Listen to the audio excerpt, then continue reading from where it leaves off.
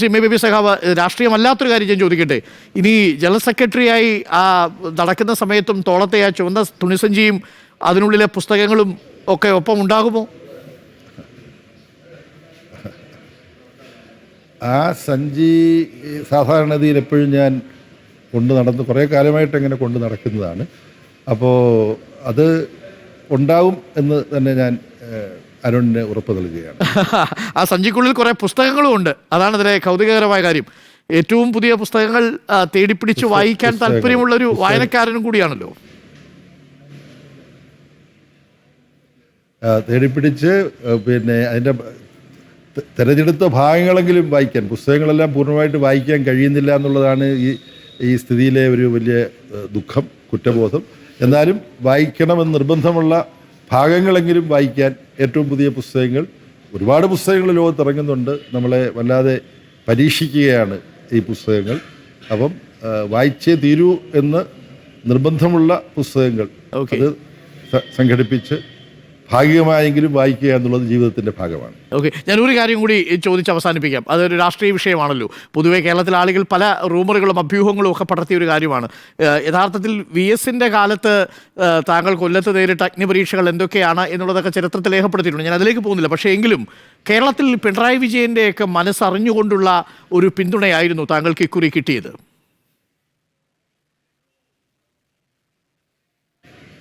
പാർട്ടിയിൽ കൂട്ടായ ചർച്ച നടത്തി കൂട്ടായ തീരുമാനങ്ങളാണ് എടുക്കുന്നത്. ഇവിടെ വ്യത്യസ്ത കാര്യങ്ങളെക്കുറിച്ച് പലതരത്തിലുള്ള മാധ്യമ അഭ്യൂഹങ്ങളും ഉണ്ടായിരുന്നു. അതിൽ ഏതെങ്കിലും പ്രത്യേക പരിഗണനകൾ വെച്ചുകൊണ്ട് ഇന്ന സംസ്ഥാനം അനുകൂലമായി ഇന്ന ചിലർ എതിരായി അങ്ങനെയൊന്നുമില്ല. കേന്ദ്ര കമ്മിറ്റി ഏകമനസ്സോടുകൂടിയിട്ടാണ് പോളിറ്റ് ബ്യൂറോയെയും അതുപോലെ തന്നെ ജനറൽ സെക്രട്ടറിയെയും തിരഞ്ഞെടുത്തത്. നിങ്ങളോട് വെളിപ്പെടുത്തുന്നതിനകത്ത് പ്രയാസമില്ല. സഖാവ് പിണറായി വിജയൻ്റെ അധ്യക്ഷതയിലാണ് കേന്ദ്ര കമ്മിറ്റി യോഗം ചേർന്നത്. പാർട്ടി കോൺഗ്രസിൽ സഖാവ് പിണറായി വിജയൻ തന്നെ പ്രഖ്യാപിച്ചു. ബംഗാൾ സംസ്ഥാന സെക്രട്ടറി സഖാവ് മുഹമ്മദ് സലീമാണ് ജനറൽ സെക്രട്ടറി സ്ഥാനത്തേക്ക് എൻ്റെ പേര് ഉദ്ദേശിച്ചത്. PBയിൽ ഇപ്പോൾ തന്നെ പ്രവർത്തിച്ചുകൊണ്ടിരിക്കുന്ന കിസാൻ സഭയുടെ നേതാവ് ഡോക്ടർ അശോക് ധവളയാണ് ആ പേരിനെ പിന്താങ്ങിയത്. വേറെ ഒരു പേരും ഉയർന്നു വരാതിരുന്ന ഘട്ടത്തിൽ ഞാൻ ജനറൽ സെക്രട്ടറിയായിട്ട് തിരഞ്ഞെടുക്കപ്പെടുകയാണ് ഉണ്ടായത്. ജനറൽ സെക്രട്ടറിയാകാൻ എന്നേക്കാളും യോഗ്യതയുള്ള പലരും ഇവിടെ ഉണ്ടെങ്കിലും അവരെല്ലാം ഒഴിഞ്ഞു നിന്നിട്ട് എന്നെ ജനറൽ സെക്രട്ടറി ആക്കിയത് ഞാൻ വിനയപൂർവ്വം അംഗീകരിക്കുന്നു എന്നാണ് ഞാൻ കേന്ദ്ര കമ്മിറ്റിയിലും അതുപോലെ പാർട്ടി കോൺഗ്രസിലും. അതിനപ്പുറം ഈ മഹാരാഷ്ട്രയിലെ വിഭാഗത്തിന് പിണക്കമൊന്നും ഇല്ലല്ലോ. നേരത്തെ ചില വാർത്തയുണ്ടായിരുന്നത് പൂർത്തിയാക്കാതെ വിമാനം കിട്ടാനുള്ളത് കൊണ്ടാണ് ശ്രീ കാരാട് പോയതെന്നാണ് മനസ്സിലാക്കുന്നത്.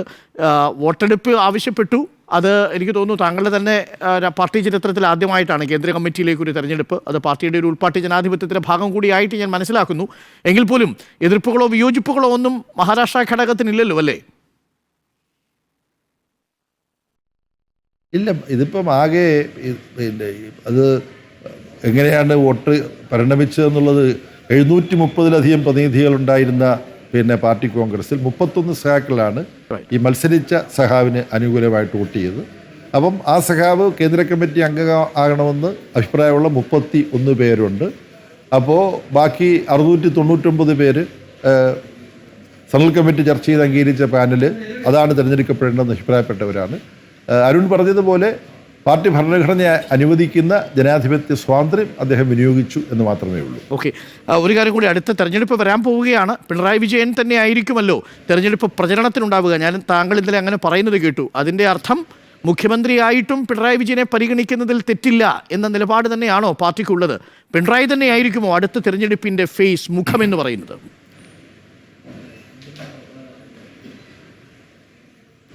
ഇന്ത്യയിലെ CPM-ൻ്റെ ഏറ്റവും തലമുതിർന്ന നേതാവാണ് സഖാവ് പിണറായി വിജയൻ. കേന്ദ്ര കമ്മിറ്റിയിലെയും പോളിറ്റ് ബ്യൂറോയിലെയും ഏറ്റവും പ്രായം ചെന്നയാളാണ് സഖാവ് പിണറായി വിജയൻ. കേരളത്തിലെ ഇടതുപക്ഷ ജനാധിപത്യ മുന്നണി ഗവൺമെൻറ് നയിക്കുന്നയാളാണ് സഖാവ് പിണറായി വിജയൻ. കേരളത്തിലെ ജനങ്ങൾക്കിടയിൽ ഏറ്റവും സ്വീകാര്യനായി ഏറ്റവും ജനകീയനായ നേതാവാണ്. ജനങ്ങൾക്കൊരു രക്ഷാകർത്താവിൻ്റെ ബോധമാണ്. വെള്ളപ്പൊക്കവും കോവിഡും മറ്റു ദുരിതങ്ങളുമെല്ലാം ഉണ്ടായപ്പോൾ ഒരു കുടുംബനാഥനെ പോലെയാണ് കേരളത്തിലെ മുഴുവൻ ജനങ്ങളെയും സഖാവ് പിണറായി വിജയൻ ചേർത്തു പിടിച്ചത്. ഇതെല്ലാം നമുക്ക് ഓർമ്മയുള്ളതാണ്. അങ്ങനെയുള്ള ഒരു നേതാവ് പാർട്ടി സംഘടനയിൽ ഏറ്റവും പ്രധാനപ്പെട്ട ഉത്തരവാദിത്വം വഹിക്കുന്നയാൾ സജീവമായി ആരോഗ്യത്തോടുകൂടി കേരളത്തിലെ ഗവൺമെൻറ്റിനെ നയിക്കുന്നു, ഇടതുപക്ഷ ജനാധിപത്യ മുന്നണിയെ നയിക്കുന്നു. അങ്ങനെ ഒരാളല്ലാതെ ആരാണ് അടുത്ത നിയമസഭാ തിരഞ്ഞെടുപ്പ് കാലത്ത് കേരളത്തിലെ ഇടതുപക്ഷ ജനാധിപത്യ മുന്നണി ഈ പാർട്ടിയെ നയിക്കേണ്ടത്? വരാൻ പോകുന്ന നിയമസഭാ തിരഞ്ഞെടുപ്പിൽ മാത്രമല്ല, ഈ വർഷം അവസാനം തദ്ദേശ സ്വയംഭരണ സ്ഥാപന തിരഞ്ഞെടുപ്പ് നടക്കാൻ പോവുകയാണ്. അതിലും LDFനെയും പാർട്ടിയെ നയിക്കുന്നത് സഖാവ് പിണറായി വിജയനായിരിക്കും. അപ്പോൾ തുടർഭരണത്തിന് ഒരു തുടർഭരണം കിട്ടുകയാണെങ്കിൽ എന്ത് വേണമെന്നുള്ളത് ആ സമയത്ത് തീരുമാനിക്കാനുള്ളതാണ്. Thank you Shri MABB. അപ്പോൾ അഭിവാദ്യങ്ങൾ. അപ്പോൾ ഇടയ്ക്ക് പുസ്തക വായനയും ഇടയ്ക്ക് അങ്ങേക്ക് പ്രിയപ്പെട്ട പാട്ടുകളും ഗസലുകളും ഒക്കെ നടക്കട്ടെ. ഇടയ്ക്ക് കലയെ കൂടി ഇഷ്ടപ്പെടുന്ന ഒരാളാണ്. സ്വരലയ ഒക്കെ നമുക്കറിയാം.